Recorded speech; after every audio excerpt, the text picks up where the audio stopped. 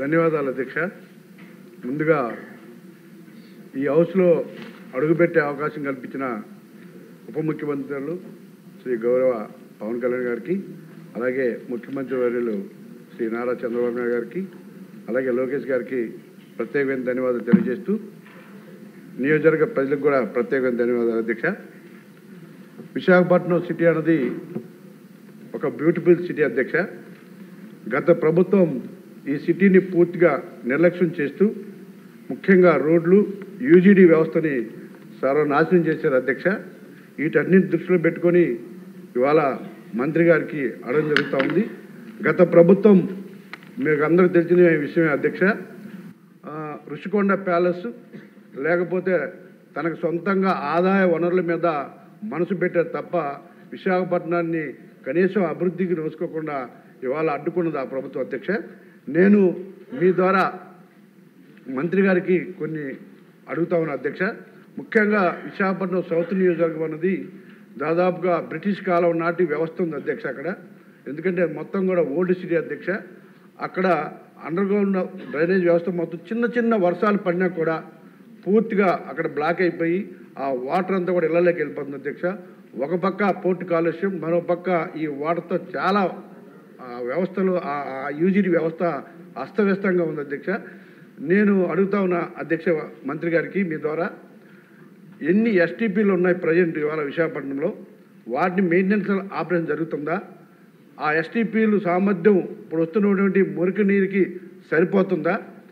ఇప్పుడు వాళ్ళు ఇచ్చినటువంటి ఫిగర్స్ అధ్యక్ష దాదాపుగా 14 లక్షల జనాభాకు అంటే 16% పూర్తి అవుతుంది అయిందని చెప్పేసి మంత్రి గారు చెప్తారు అధ్యక్ష. దాన్ని ఒకసారి వెరిఫై చేయాలని నేను కోరుకుంటున్నాను అధ్యక్ష. అలాగే ఇది ఎన్ని రోజుల్లో కంప్లీట్ చేస్తాం అన్నది చాలా ముఖ్యమైన ప్రశ్న అధ్యక్ష. అనుకున్న ఎన్ని రోజుల్లో అవుతుంది? దీనికి ఇంకేమైనా ప్రత్యేకమైన చర్యలు చేపట్టారా? ఇంకేమైనా కొత్త ఎస్టీపీలు పెడుతున్నారా అని దీని మీద మంత్రి గారిని అడుగుతున్నా అధ్యక్ష. దీని మీద పూర్తిగా ఒక అవగాహన చేసుకుని యూజీడీ వ్యవస్థని పూర్తిగా ఇంప్లిమెంట్ చేయాల్సిన బాధ్యత మనందరం కూడా ఉంది అధ్యక్ష.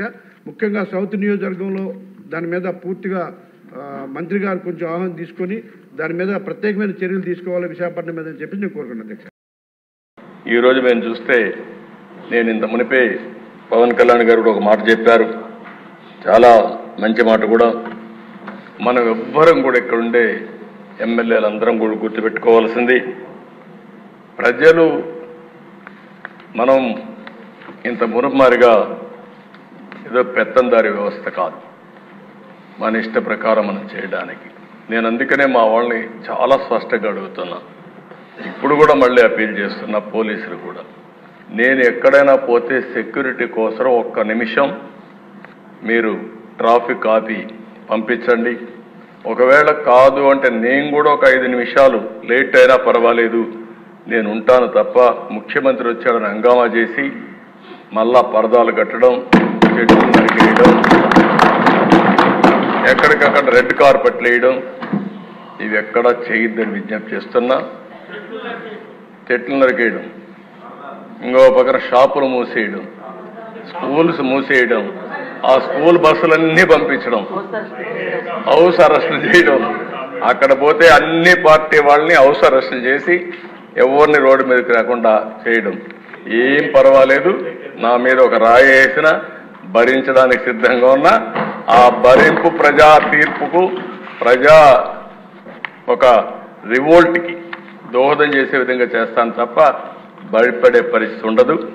కాబట్టి ఎవ్వరు కూడా అలాంటి చేయొద్దని చెప్పి కోరుతున్నా. మా ఎమ్మెల్యే చెప్పిన దిశ అది ఏంటో ఆశ్చర్యం నాకు అది అర్థం కాదు. ఎందుకు ఆ పైశాచిక ఆనందం కూడా నాకు అర్థం కాదు. హెలికాప్టర్ పైన పోతుంది, రోడ్డు అంతా బంద్,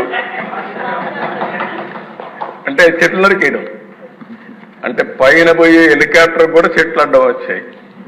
ఆ దిశ చాలా జరిగాయి. ప్రభుత్వ టెర్రరిజంతో పెట్టుబడులు పరారైపోవడం, నాకు అమర్ రాజా ఇండస్ట్రీస్ ఒకప్పుడు ఆ దిశ ఏదైతే అమర్ రాజా పెట్టారో వాళ్ళంతా ఒకటి ఆలోచించారు. చిత్తూరు జిల్లా మేము మా జిల్లాలో ఇండస్ట్రీ పెట్టాలని ఇండస్ట్రీ అతను పెడితే అతన్ని ఎన్ని విధాల ఇబ్బందులు పెట్టాలని ఇబ్బందులు పెట్టి ఇప్పుడు పెట్టుబడులు వేరే రాష్ట్రానికి పోయే పరిస్థితి వచ్చింది. అంటే సొంత రాష్ట్రంలో పుట్టిన పారిశ్రామికవేత్త కూడా పెట్టుబడి పెట్టలేని పరిస్థితి, పెట్టినా కాపాడుకోలేని పరిస్థితి వచ్చిందంటే అది ఆనాటి దుస్థితి. 24% నిరుద్యోగం, దేశంలోనే అతిపెద్ద నిరుద్యోగం ఉన్న రాష్ట్రం మన రాష్ట్రం అయ్యే పరిస్థితికి వచ్చింది. 5 ఏళ్లలో దిశ విపరీతంగా క్రైమ్ రేటు పెరిగింది, దళితుల హత్యలు పెరిగిపోయాయి, డోర్ డెలివరీ. నిన్నే నాకు ఆశ్చర్యం వేసింది, ప్రజాస్వామ్యాన్ని కాపాడాలని చెప్పి లేకాడు పట్టుకొచ్చారు. ఏం చెప్పాలో అర్థం కాలేదు. ఆ డోర్ డెలివరీ చేసిన వ్యక్తి కూడా ప్లే కార్డ్. ఇంకొక పక్క దిశ ఎమ్మెల్యేల దాడులు. అబ్దుల్ సలాం ఆ కుటుంబాన్ని నేను ఇప్పుడు కూడా మర్చిపోలేకపోతున్నా. ఎంత దిశ మనిషి చనిపోవాలనుకున్నాడు, బాధలు భరించలేక. చనిపోవాలనుకుంటే వీళ్ళు మాట్లాడే మాటలిన తర్వాత నువ్వు చనిపోవాలనుకున్నా నిన్ను ప్రశాంతంగా చనిపోని నీ భార్య ఉంటుంది, గుర్తుపెట్టుకో, ఏం చేస్తాం చేసి చూపించమంటే, నేను చనిపోయిన తర్వాత నా భార్యని ఏం చేస్తారో అని ఆలోచించి భార్య భర్త ఇద్దరు చనిపోవాలని ఆలోచించుకుని ఇద్దరం చనిపోవాలని మాట్లాడుకుని అప్పుడు మళ్ళీ ఆలోచించి మనం ఇద్దరం చనిపోతే ఈ ఇద్దరు పిల్లలు అనాథలైపోతారు, ఏం చేయాలని ఆలోచించినప్పుడు కాదు నలుగురం కూడా చనిపోవాలని నిర్ణయించుకుని నలుగురు వెళ్ళి రైల్వే ట్రాక్ మీద వాళ్ళిద్దరి పిల్లల్ని కట్టేసి ఆ ట్రాక్ కింద పడి బలవంతం మరణం చేసుకున్నారంటే అది సాధ్యమా? సాధ్యమే. ఎంత నిస్సహాయ స్థితి.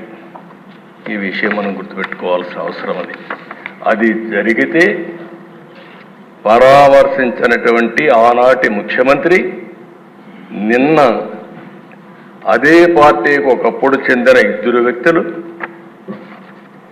ఈరోజు ఒక అతను వ్యక్తిగత కారణాల వల్ల చంపితే దాన్ని రాజకీయం చేస్తూ ఢిల్లీకి పోయి ఈరోజు ఈ సభకు రాకుండా, సభకు వచ్చే ధైర్యం కూడా లేదు. అంటే చేసిన పనులు ఏమైనా ఉంటే చెప్పడానికి వస్తారు కానీ అది చేసే పరిస్థితి వచ్చారు.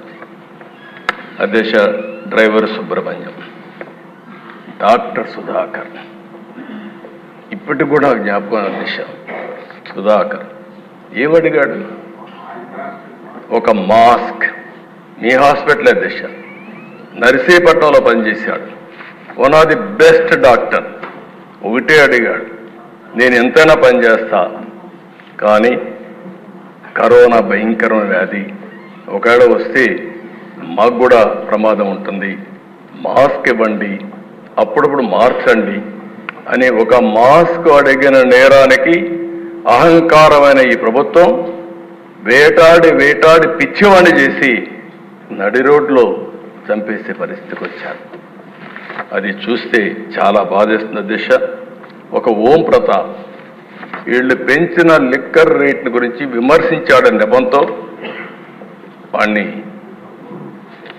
ఏం చేశారు? ఇప్పుడు కూడా దిక్కుదిలిన పరిస్థితి, ఆత్మహత్య కింద క్రియేట్ చేసే పరిస్థితికి వచ్చారు. బాపట్ల దిశ ఆ జిల్లాలో 10వ తరగతి అనగాని సత్యప్రసాద్ ఉన్నాడు. 10వ తరగతి చదివే బాలుడిపై అమర్నాథ్ ఆయన చేసిన పని ఏంటి అధ్యక్ష? అక్కని అవమానిస్తున్నారు, ఎకిల్ చేస్తున్నారు. ఆ అమ్మాయి మానసికంగా చాలా బాధపడతా ఉంది అని ఇంటికి వచ్చి చెప్పిన నేరానికి దారిలో పోతా ఉంటే పెట్రోల్ పోసి తగలబెడితే, పెట్రోల్ వేసి తగలబెట్టిన వాళ్ళకి రక్షణ ఇచ్చే పరిస్థితి వచ్చారు తప్ప ఆ కుటుంబాన్ని కాపాడే పరిస్థితి లేకుండా పోయింది. బాధితుల్నే నిందితులు చేశారు. తప్పు చేయలేదు వీళ్ళు, కానీ వీళ్ళే వాళ్ళు కొడతారు, తప్పుడు కేసు పెడతారు. అలాంటివి కూడా చేసే పరిస్థితి వచ్చారు. ఇంకొక పక్కన సిబిఐ కూడా పనిచేయలేని పరిస్థితి రాష్ట్రంలో. నేను అడుగుతున్నాను అధ్యక్ష, ఇప్పుడైనా సరే ఢిల్లీకి పోయారు, ఓ కిల్డ్ బాబాయ్, ఇది నా క్వశ్చన్ ఫస్ట్ నుంచి ఇప్పుడు అడుగుతున్నా మళ్ళీ, ఓ కిల్డ్ బాబాయ్ ఎవరు సమాధానం చెప్పారు? విజయ్ కుమార్ రాజు గారు, విష్ణుకుమార్ రాజు గారు, మీరు చెప్పాలి ఇప్పుడు. దీనికి సమాధానం దొరికే పరిస్థితి నియర్ ఫ్యూచర్లోనే ఉందా అని అడుగుతున్నా.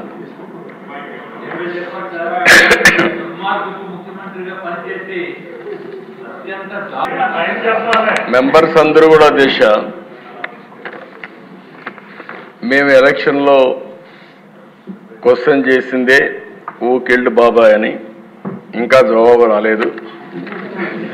తొందరలో జవాబు కూడా వస్తుంది, దాంట్లో సందేహం లేదు. అధ్యక్ష, ఇది ఒక కేస్ స్టడీ. నేను 40 ఏళ్ళు రాజకీయాల్లో ఉన్నా, 14 ఏళ్ళు సీఎంగా ఉన్నా. నేను చాలామంది ముఖ్యమంత్రులను చూసా.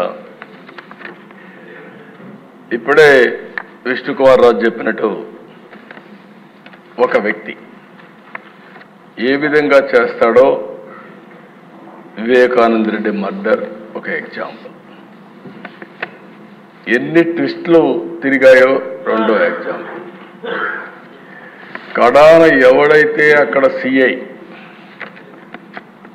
సీన్లో ఉన్నాడో మర్డర్ జరిగిన తర్వాత ఫస్ట్ వెళ్ళాడు. ఈ క్లీన్ చేసే ఆపరేషన్స్ అన్ని చూసిన తర్వాత అతను సిబిఐకి ఇన్ఫర్మేషన్ ఇవ్వడానికి సిద్ధపడితే ప్రభుత్వ దుర్వినియోగంతో అతనికి ప్రమోషన్ ఇచ్చి సిఐ నుంచి డిఎస్పీ తిరిగి సిబిఐ పైనే ఆరోపణలు చేసే పరిస్థితికి వచ్చారు. అధ్యక్ష, ఇన్వెస్టిగేషన్ ఆఫీసర్ పైన కేసు పెడితే సిబిఐ, ఆ ఇన్వెస్టిగేషన్ ఆఫీసర్ హైకోర్టు పోయి బెయిల్ తీసుకునే పరిస్థితికి వచ్చాడు. ఇది రాష్ట్ర చరిత్రలో ఎప్పుడు చూడలే. ఇవన్నీ దేశ చరిత్ర ప్రపంచంలో కూడా జరుగుండవు. ఈ దేశంలో కాదు, వేరే ప్రపంచంలో ఎక్కడా జరగవు. నేరస్తుడు ఎంత పవర్ఫుల్ అంటే అధ్యక్ష, నేను అదే ఎప్పుడు చెప్పేవాడిని, నేరస్తుడే ముఖ్యమంత్రి అయితే పోలీసులు కూడా నేరస్తులకు ఇంక వంతన పడే పరిస్థితికి వస్తే ఏం జరగాలో జరిగాయి. అధ్యక్ష, సిబిఐ లాంటి సంస్థ వివేకానంద రెడ్డి మర్డర్లో ఉండే నిందితుడిని అరెస్ట్ చేయడానికి పోయి మేము అరెస్ట్ చేయలేమని తిరిగి వచ్చారంటే కానీ ఇమేజిన్ అధ్యక్ష. తర్వాత కూడా అరెస్ట్ చేయలేదు, ఇప్పటికి కూడా కాదు, బెయిల్ వచ్చే వరకు అరెస్ట్ చేయలేదు. అంటే దీన్ని ఏ విధంగా అభివర్ణించాలనో అర్థం కాని పరిస్థితి. అంటే ఏం చేస్తారో కూడా మనం గుర్తుపెట్టుకోవాల్సిన అవసరం ఉంది అధ్యక్ష. అది అయిన తర్వాత కోడికత్తి డ్రామా చూసాం, గులకరాయి డ్రామా చూసాం. కోడికత్తి డ్రామా పనిచేసింది కానీ గులకరాయి డ్రామా పనిచేయలేదు. అప్పటికి అర్థమైపోయింది ప్రజలకి. అందుకే మొత్తం వన్ సైడ్గా ఓట్లేసే పరిస్థితికి వచ్చారు.